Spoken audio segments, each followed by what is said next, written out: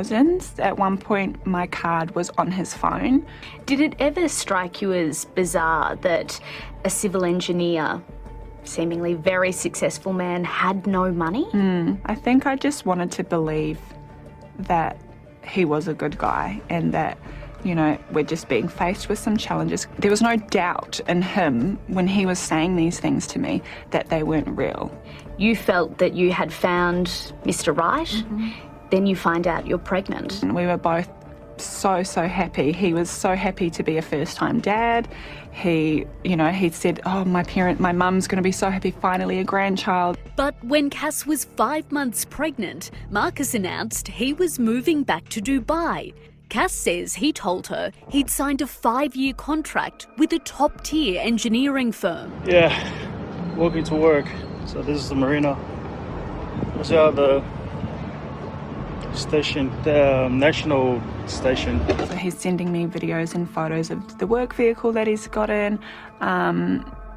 He's showing me videos of the building, of him walking to work, telling me how his day is. So usually I just take the tram there, and then behind there, that's my work, that's my office.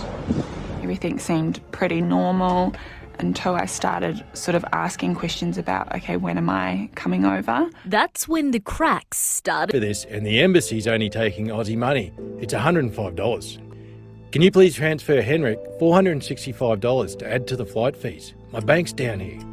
Marcus eventually flew Cass over to Dubai, but when she got there, there was no apartment and no work car. I went through his bag because something just felt off. And I found a passport, and I remember my heart racing, and I'm reading it, and it says a last name that I don't even know how to pronounce. It says that he's 10 years older than what he's told me, and it says he's born in a country that he didn't tell me he was born in. The name on his identification documents is Dita Paula Fakotoki. As it turns out, he's a 41-year-old Tongan citizen who was staying in Dubai on a tourist visa. Your world must have just crumbled. Oh, 100%. And I was pregnant with his child. As a grovelling Marcus attempted to backtrack. I didn't want my truth to burden you. What's got me anxious now is that I can't do my part as a father or partner. A cash-strapped and heavily pregnant Cass touched down in Australia with one mission: to expose Marcus Bennett. This is my story of how I fell for a man who wasn't even real. Cass's inbox exploded with other women claiming to have dated a version of Marcus. OMG, he's still doing that. I dated him many years ago and he lied about everything back then too. The same man dated my sister and got her pregnant. Lobke Verborg recognised her ex immediately. Marcus came across initially as very kind, very respectful. He was a real gentleman. Lobke says Marcus insisted to leave. And I had a look in his car, and everything was in his car. Everything. His car was chockers. It looked as if he had been booted out unexpectedly from a living arrangement. I thought, oh man, well, like what have I opened myself up to? Were you ever scared for your safety if you tried to kick Marcus out? Marcus is a big man and he's a strong man. I didn't want to take a chance with what that could result in. Living like a king on Lobke's dime, Marcus wasted no time gobbling up, all the while sexting other women and even sending them selfies from Lobke's bed. I felt really ashamed and I felt so stupid. But Lobke claims the final straw came when she noticed unauthorised purchases made from her accounts. He got into my PayPal and purchased 2 Apple Watches. But, you know, he might have also just wanted to be on time for his next scam.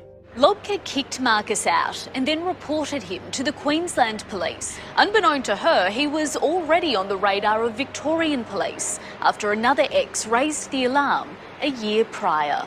So it's this sort of almost delusional like compulsive lying. This woman, who we're calling Jane, doesn't want to be identified. She says she dated Marcus back when he was living in Melbourne and posing as Paulie, an identical twin who'd done tours in Afghanistan.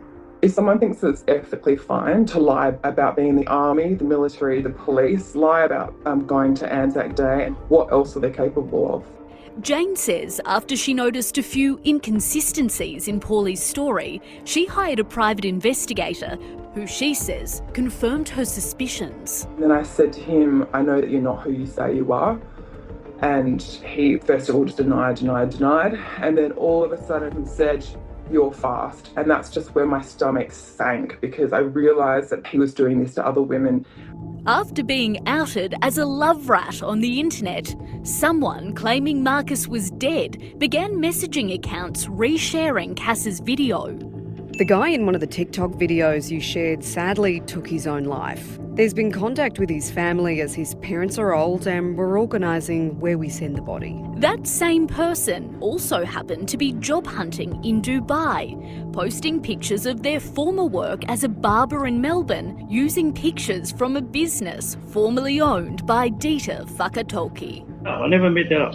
And also, I'm not on Facebook. In a remarkable twist, Marcus has risen from the grave, re-emerging on TikTok to share his side of the story. I wasn't really using my actual name. Unless I found someone that is worth dating, then I will tell them who I am, what I do, and this and that, which is, I never found anyone in the last couple of years. We offered Marcus, who's now going by the name Paul, the opportunity to be interviewed multiple times. He declined, but did tell us that due to the serious nature of what's been circulating online, he and his family have received numerous death threats. He denies ever having faked his death, says Lobka lied, including about using her PayPal, and claims Cass made everything up and used the baby to trap him. This is something that will be with me for the rest of my life now, and I don't want him to keep doing that to other women and other children. She's since been contacted by several other women who claim first-time father Marcus is actually a serial deadbeat dad. I want everyone to understand and know that I do not go around and just like impregnate a lot of females. The mothers of the children that came forward, I almost didn't want to believe it. I have nothing to hide. I don't have 7 to 8 kids. That's just ridiculous. The women claim his eldest child is now 16. His youngest, a 3-month-old son, is being raised by Cass alone. My son, is a blessing and I love being his mum, but it kind of is this reminder of what I've been through and who his dad is, and that will never go away.